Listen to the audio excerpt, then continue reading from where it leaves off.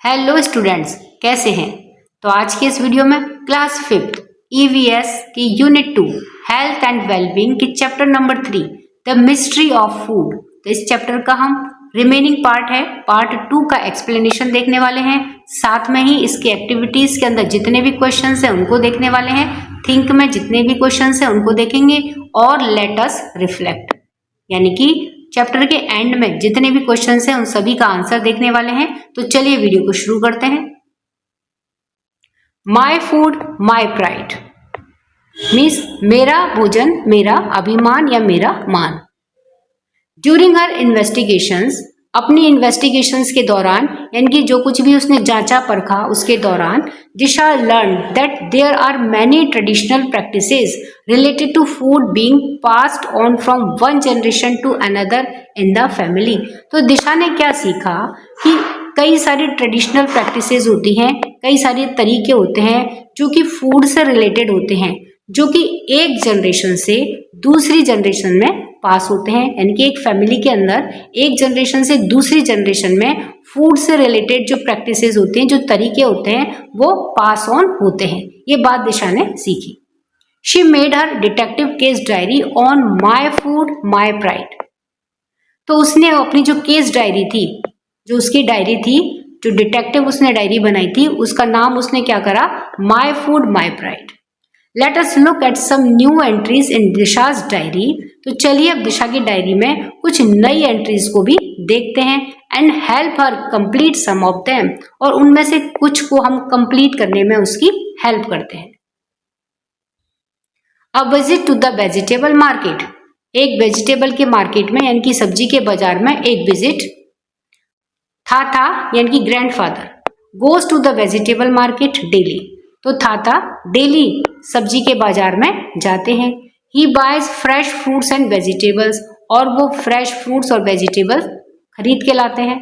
It was fun to be in the vegetable market with him.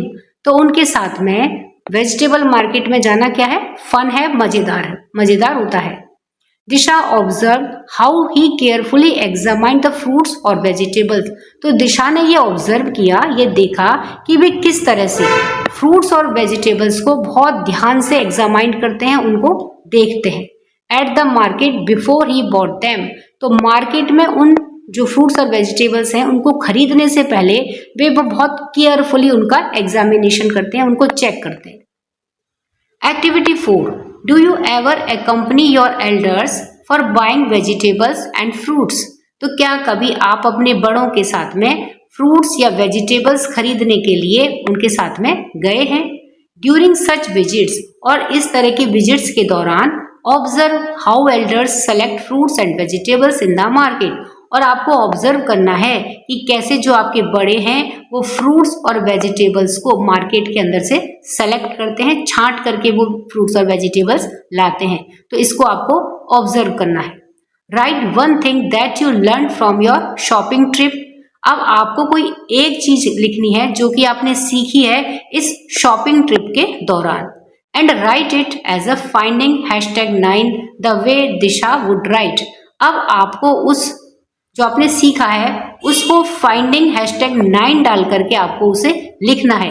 यानी कि इस shopping trip के दौरान आपने क्या सीखा, किस तरह से आप वेजिटेबल्स और फ्रूट्स को सेलेक्ट करके लाएंगे, उस बारे में आपने क्या सीखा। इसके लिए आपको फाइंडिंग #9 डाल करके आपको लिखना है, और उस तरह से लिखना है जैसे कि दिशा लिखती। हमने दिशा की फाइंडिंग्स देखी हैं, तो वो किस तरह से लिखती उसी तरह से हमें भी लिखना है। तो देखिए, I learned one thing from my shopping trip। तो मैंने मेरी शॉपिंग ट्रिप के दौरान ये सीखा that we should carefully examine the fruits and vegetables by pressing gently at the market before we bought them। तो मैंने ये सीखा कि हमें जो फ्रूट्स और वेजिटेबल्स होते हैं उनको बहुत केयरफुली उनका एग्जामाइन करना चाहिए, उनका निरीक्षण करना चाहिए। और कैसे करना चाहिए, उनको धीमे से प्रेस करके, उनको धीमे से दबा करके।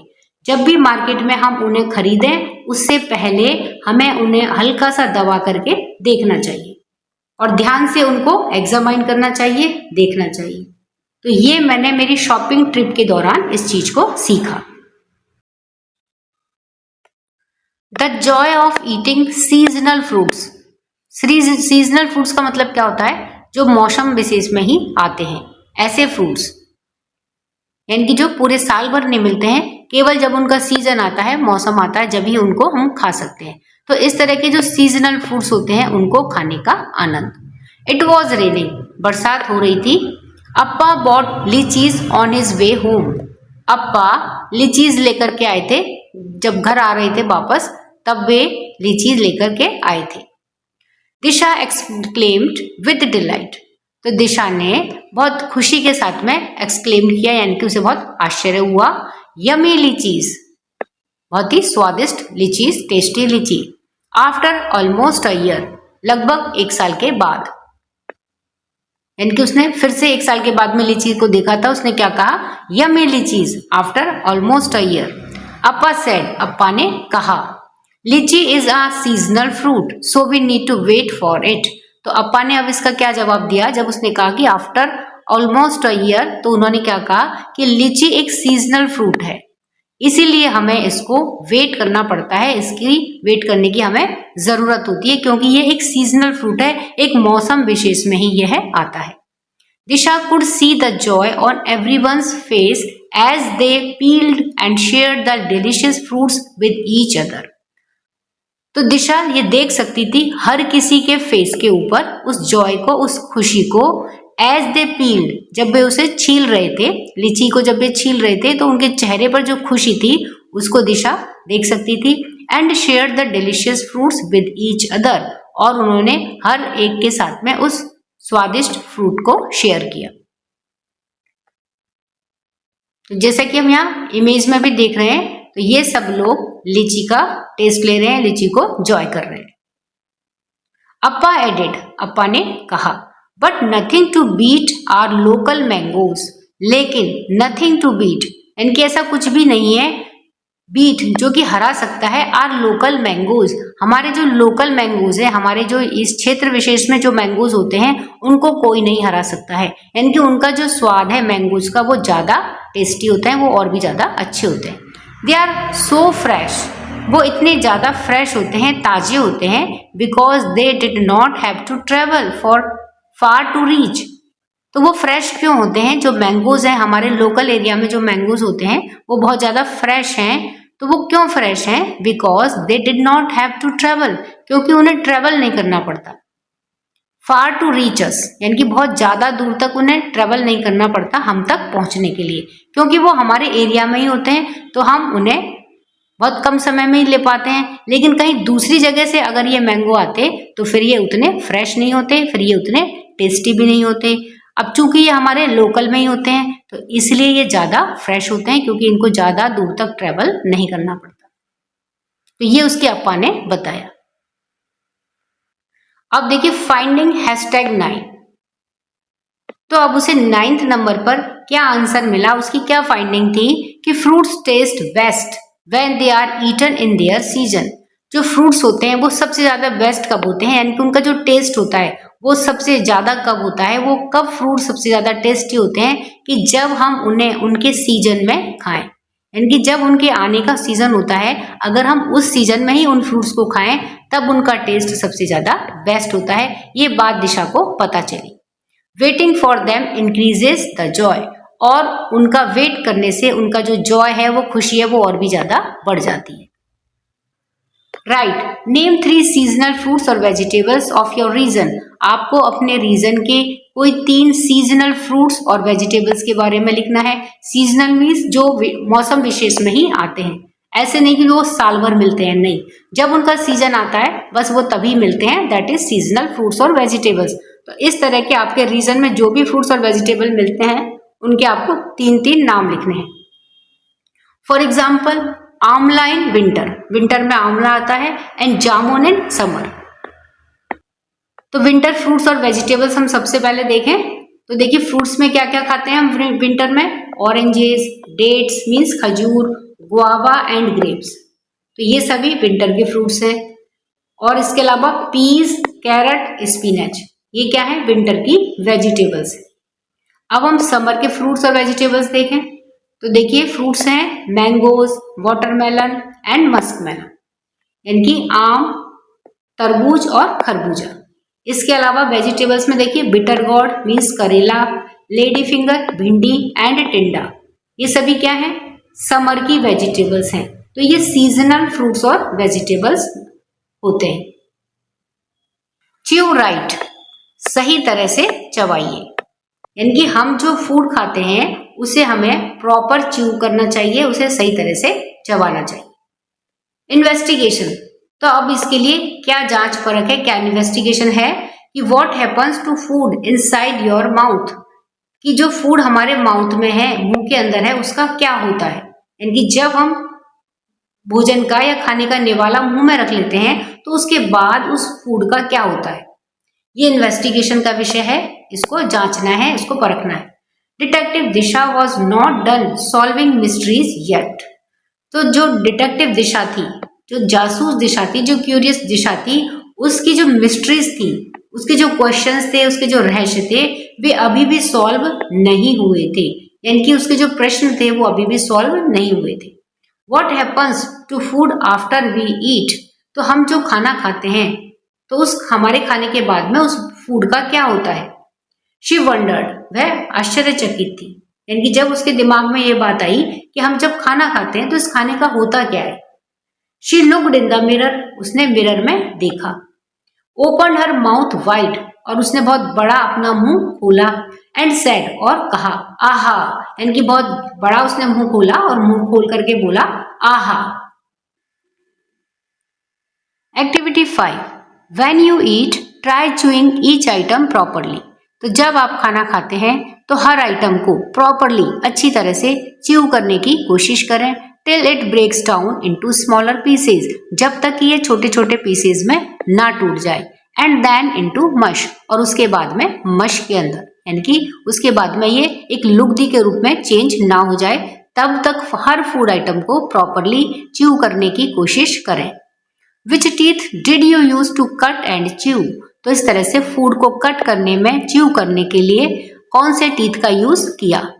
Look at the diagram given on the next page and name them, next page के ऊपर जो डायग्राम गिवन है, डायग्राम दिया गया है, तो उसके नाम भी दिए हैं, उसको देखें। तो इस क्वेरी का, इस क्वेश्चन का आंसर देखें कि कौन से टाइप के टीथ का हमने फूड को कट करने में, च्यू करने में यूज किया। तो उसका आंसर देखने से पहले हम नेक्स्ट पेज के ऊपर जो डिफरेंट टाइप्स ऑफ टीथ दे रखा है उसको रीड करते हैं, उसके बाद में हम इस एक्टिविटी का, इस क्वेश्चन का आंसर देखेंगे। अब टॉपिक है teeth and chewing. Teeth means दांत एंड च्यूइंग मीन्स चबाना, यानी कि जो फूड हम खाते हैं उसको च्यूइंग करना, उसको चबाना। अन्ना सेड, अन्ना ने कहा, वी हैव डिफरेंट टीथ, कि हमारे अलग अलग तरह के टीथ होते हैं, अलग अलग तरह के हमारे दांत होते हैं। तो इसमें देखिए इंसीजर्स टू कट, इंसीजर्स होते हैं कट करने के लिए, काटने के लिए। कैनाइन्स टू टीयर, कैनाइन्स होते हैं, टीयर मीन्स काटना, फाड़ना, चीरना। प्रीमोलर्स टू क्रश, और क्रश करने के लिए, दबाने के लिए होते हैं प्रीमोलर्स, ये टीथ के टाइप्स हैं।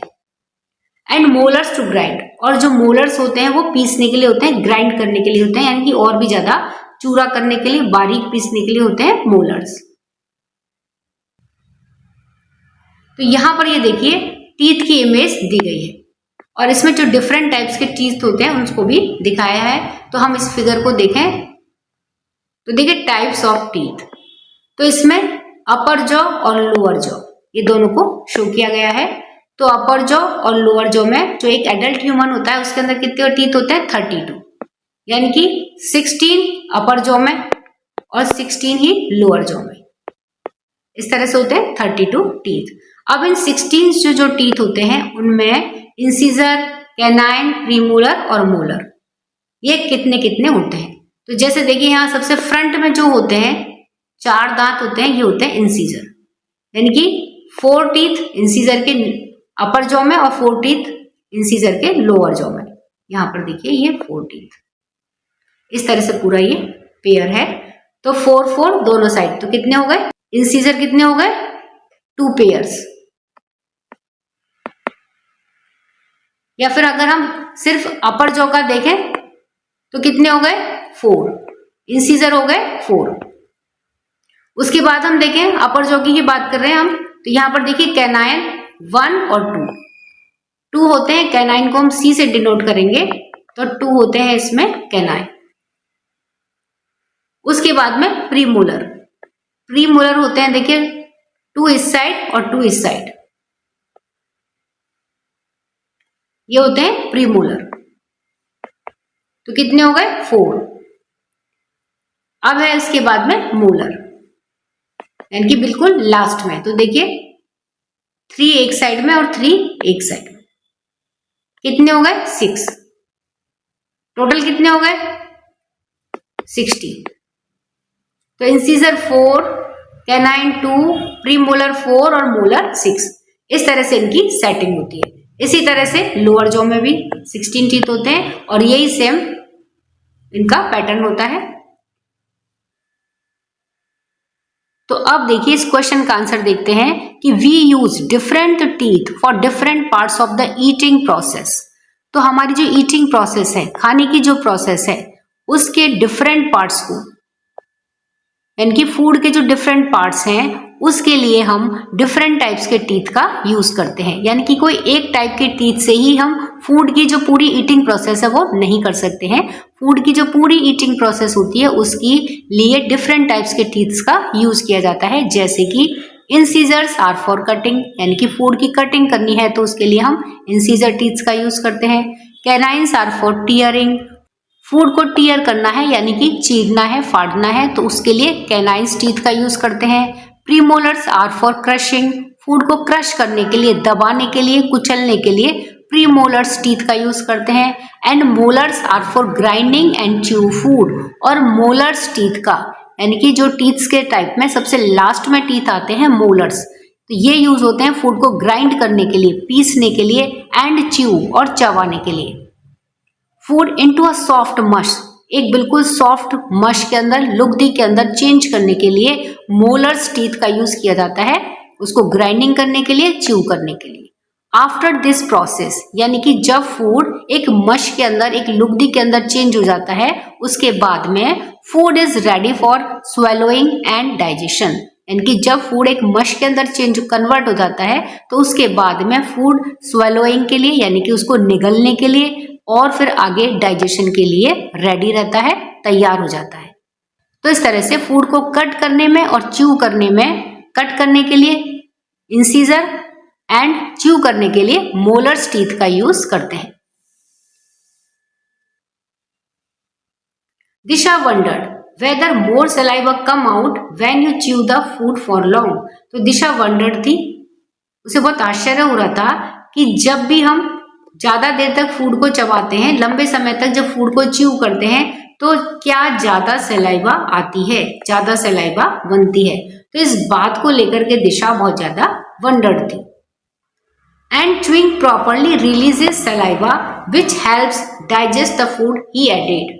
और उन्होंने क्या जोड़ा कि जब हम बहुत अच्छी तरह से च्यू करते हैं, चबाते हैं, तो उससे क्या होता है, सलाइवा रिलीज होती है। सलाइवा मीन्स लार, यानी कि जो हमारे फूड को थोड़ा लुगदी के जैसा बना देती है, स्मस बना देती है, तो होती है सलाइवा। तो जब हम ज्यादा देर तक फूड को च्यू करते हैं, उसको चबाते हैं, तो क्या होता है, सलाइवा रिलीज होती है, जो हेल्प करती है किसमें, डाइजेस्ट टू फूड, फूड को डाइजेस्ट करने में हेल्प करती है। ही एडेड, उन्होंने बताया। अब है फाइंडिंग #10। तो अब इस बात से दिशा के लिए देखिए क्या आंसर मिला, दिशा की क्या फाइंड थी जो उसकी सॉल्व हुई थी कि chewing food properly breaks down the food and releases saliva which helps in digestion. कि जब हम फूड को अच्छी तरह से चबाते हैं, छोटे छोटे टुकड़ों में उसको तोड़ते हैं, तो इससे क्या होती है, सलाइवा रिलीज होती है, जिससे कि डाइजेशन में हेल्प करती है, यानी कि ये सलाइवा फिर डाइजेशन में हेल्प करती है। तो ये बात दिशा को पता चली, तो ये उसकी फाइंडिंग 10 थी।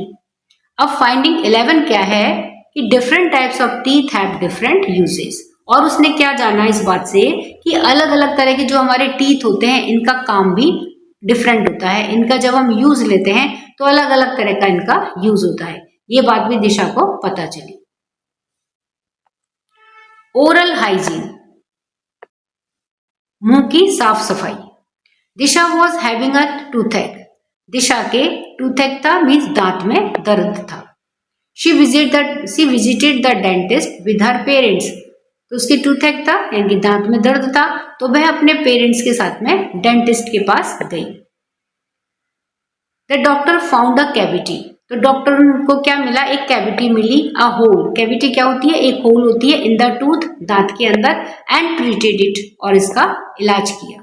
तो डॉक्टर ने क्या पाया कि टीथ के अंदर एक कैविटी है, तो उन्होंने उसका फिर ट्रीटमेंट किया। Rinse your mouth after eating, तो उन्होंने क्या कहा कि अपने मुंह को खाने के बाद में धो, यानी कि जितनी बार भी आप खाना खाओ उतनी बार ही आप अपने मुंह को रिंस करो, धो। ब्रश योर टीथ रेगुलरली, अपने दांतों को रेगुलर ब्रश करो। द डेंटिस्ट एडवाइज्ड, डेंटिस्ट ने ये एडवाइस किया। ईट फ्यूअर स्वीट्स, और कम से कम मिठाइयाँ खाओ, क्योंकि उसके कैविटी हो गई थी और मिठाई खाने से क्या होता है, कैविटी और ज्यादा बढ़ जाती है। तो अब देखिए, जब वो डेंटिस्ट के पास गई, डेंटिस्ट ने उसको एडवाइस किया, तो इस बात से दिशा को क्या पता चला, उसकी क्या फाइंडिंग निकल के आई, तो फाइंडिंग #12 कि ओरल हाइजीन इज इम्पॉर्टेंट, मुंह की जो साफ सफाई है यह भी बहुत इंपॉर्टेंट होती है। फॉर अ डेंटल चेकअप, तो इसके लिए देखिए आप एक डेंटल चेकअप ले सकते हैं। और if any of your teeth are aching, और यदि आपका कोई भी दांत दर्द कर रहा है, you may need to see a dentist, तो तुम्हें डेंटिस्ट को दिखाना चाहिए।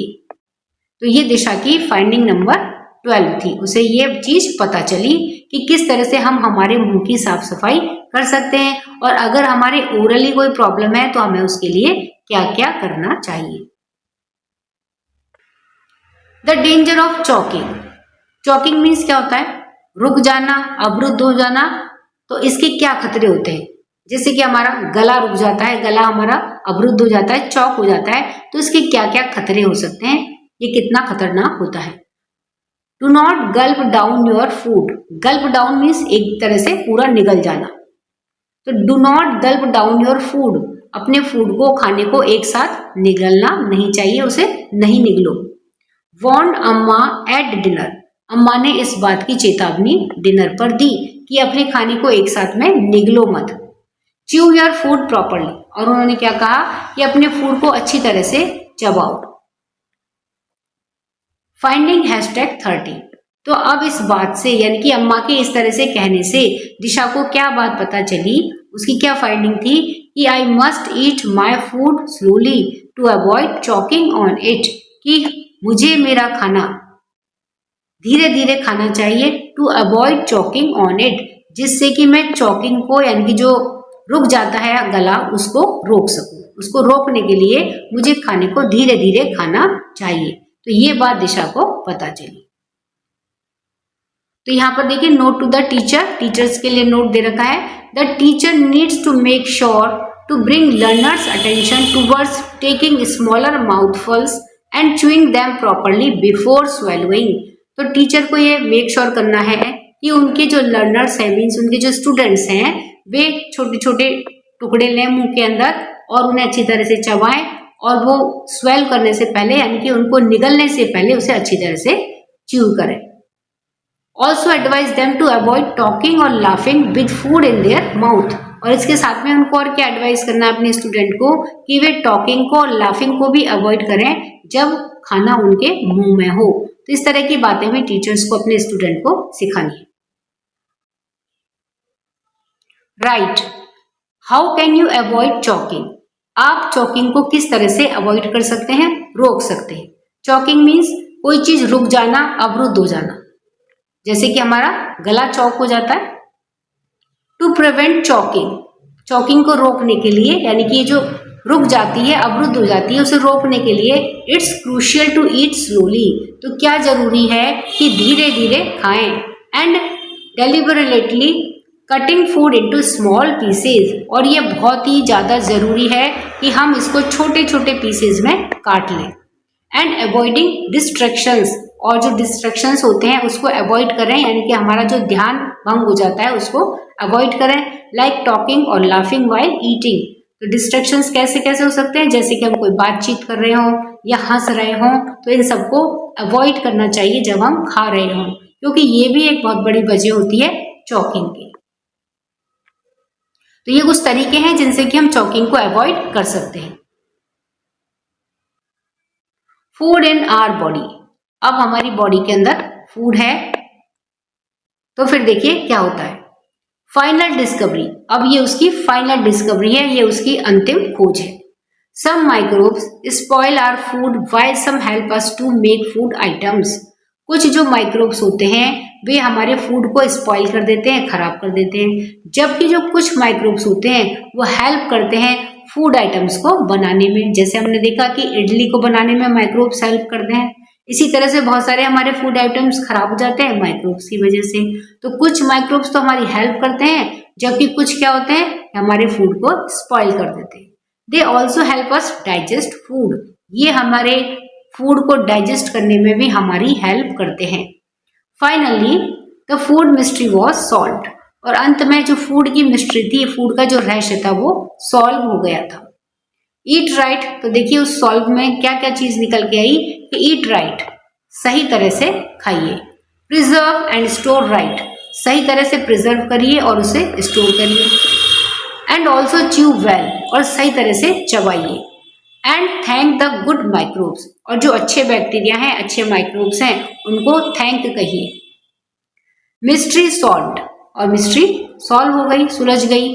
Detective Disha closed her notebook with a smile, और डिटेक्टिव दिशा ने अपनी नोटबुक को, अपनी कॉपी को एक स्माइल के साथ में बंद कर दिया, क्योंकि अब उसका कोई भी क्वेश्चन शेष नहीं रह गया था, उसकी सारी मिस्ट्रीज सॉल्व हो गई थी, तो उसने बहुत खुशी खुशी अपनी नोटबुक को क्लोज कर दिया।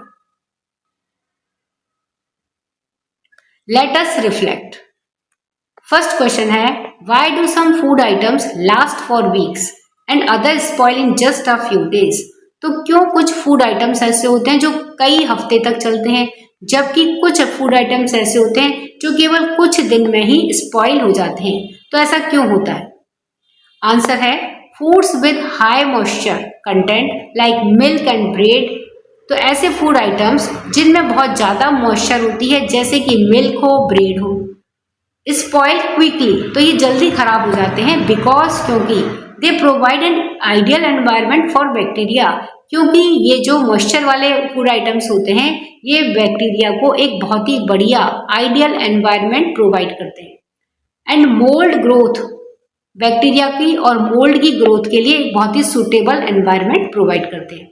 वाइल फूड्स विच लो मॉइस्चर, जबकि जो दूसरे फूड आइटम्स जिनमें की बहुत कम मॉइस्चर होती है, जैसे कि ड्राइड ग्रेन्स, सूखे हुए कोई भी ग्रेन्स हो, घी हो, ये क्या होता है, लास्ट मच लॉन्गर, ये काफी समय तक चलते हैं, because microbes need moisture to thrive, क्योंकि जो माइक्रोब्स होते हैं, मोल्ड होती है, इनको ग्रो करने के लिए, थ्राइव करने के लिए जो मॉइस्चर होती है उसकी जरूरत होती है, और ये जो ड्राइड आइटम्स होते हैं इनके अंदर मॉइस्चर नहीं होती है, तो इसलिए ये काफी लंबे समय तक चलते हैं। Question number 2, you are going on a field trip for 2 days। आप 2 दिन के लिए फील्ड की ट्रिप पर जा रहे हैं, यानी कि किसी खेत के लिए, खेत पर आप ट्रिप करने के लिए जा रहे हैं। List 5 food items you will carry, तो ऐसे किन्हीं 5 आइटम्स के नाम आपको लिखने हैं जो आप अपने साथ में कैरी करेंगे।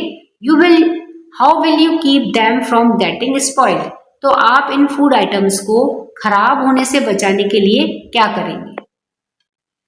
आंसर है, if we are going on a 2 days field trip, यदि हम 2 दिन के लिए किसी फील्ड ट्रिप के लिए जा रहे हैं, then 5 food items to carry could be, तो ऐसे 5 फूड आइटम्स जिन्हें कि हम कैरी कर सकते हैं जो खराब नहीं होंगे, वो क्या क्या हो सकते हैं? ड्राई फ्रूट्स, सूखे हुए जो मेवे होते हैं, रोस्टेड नट्स, भुने हुए नट्स, खाकरा, ड्राई की हुई जो रोटी होती है दैट इज खाकरा, पिकल, अचार एंड बिस्किट्स। तो ये कुछ ड्राई आइटम्स और पिकल्स हैं जिन्हें कि हम ले जा सकते हैं और ये खराब नहीं होंगे।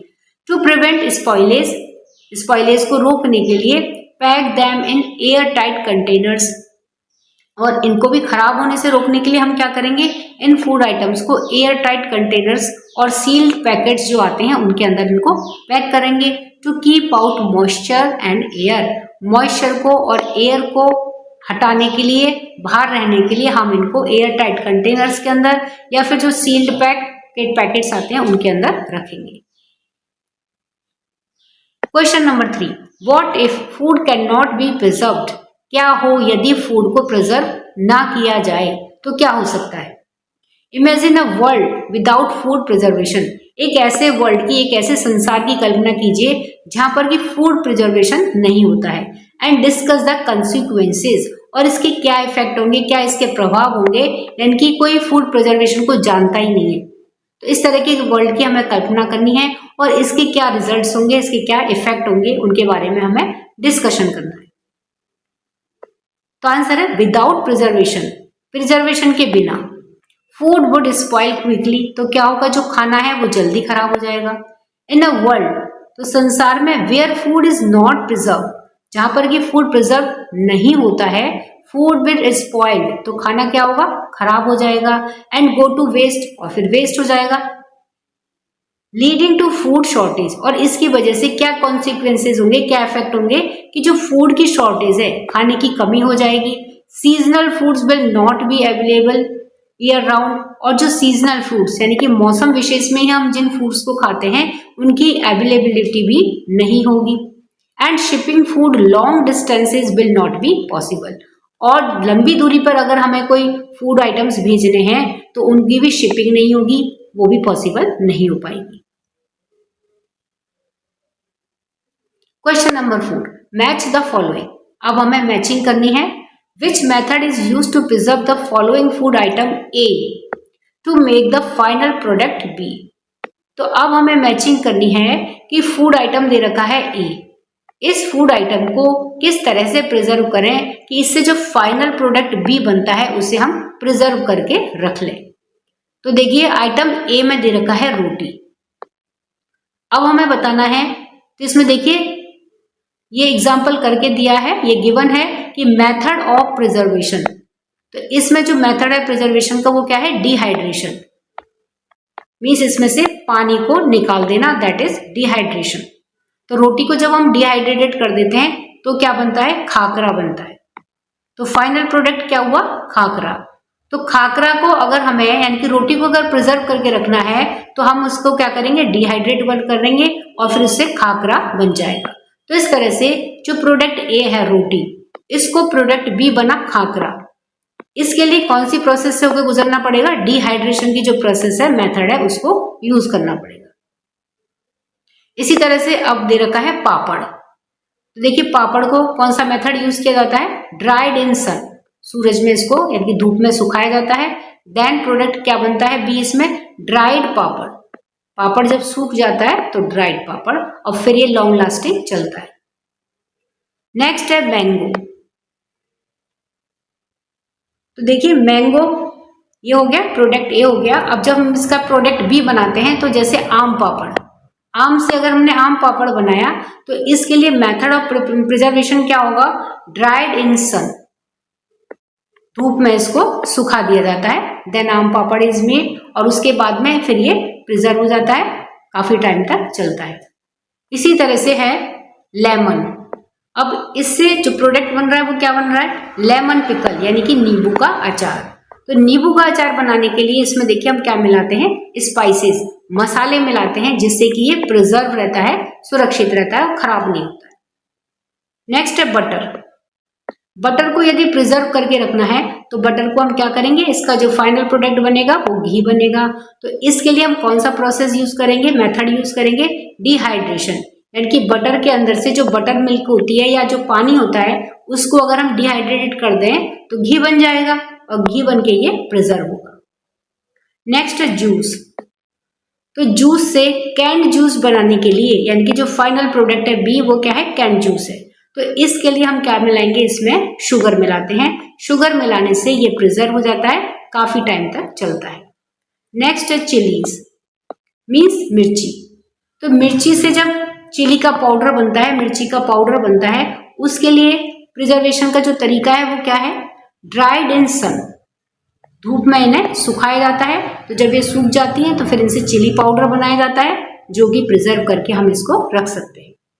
नेक्स्ट है फिश, तो फिश से देखिए जो प्रोडक्ट बनेगा, ड्राइड फिश, सूखी हुई मछलियां जो कि खराब नहीं होती, काफी समय तक चलती हैं, और इसके लिए जो तरीका यूज किया जाता है वो क्या होता है, ड्राइड इन सन, इसे इन्हें सन में सुखाया जाता है, यानी कि धूप में सुखाया जाता है, या फिर स्मोकिंग, यानी कि धुएं में या आग में रोस्ट किया जाता है, जिससे कि ये ड्राई हो जाती है, और फिर इनके अंदर के जो वाटर होता है या जो हाइड्रेटेड होती है तो उससे डिहाइड्रेट हो जाती है और फिर ये काफी समय तक चलती है। तो इस तरह से ये कुछ आइटम्स हैं जिनसे जब हम प्रोडक्ट बनाते हैं तो प्रिजर्वेशन के ये इनके तरीके हैं। तो इस तरह से स्टूडेंट हमने चैप्टर नंबर 3 की कंप्लीट एक्सप्लेनेशन, उसकी एक्टिविटीज के क्वेश्चंस और चैप्टर के एंड में जितने भी क्वेश्चंस थे उन सभी के आंसर को देख लिया है। अब नेक्स्ट वीडियो में हम चैप्टर नंबर 4 यानी कि यूनिट 2 के chapter 4 our school a happy place, इस चैप्टर का हम कंप्लीट एक्सप्लेनेशन एक्टिविटीज को देखेंगे। तब तक के लिए वीडियो पसंद आए वीडियो को लाइक करिए, शेयर करिए, चैनल पर नए हैं तो सब्सक्राइब करना ना भूलिए। मिलते हैं नेक्स्ट वीडियो में, टिल देन बाय बाय।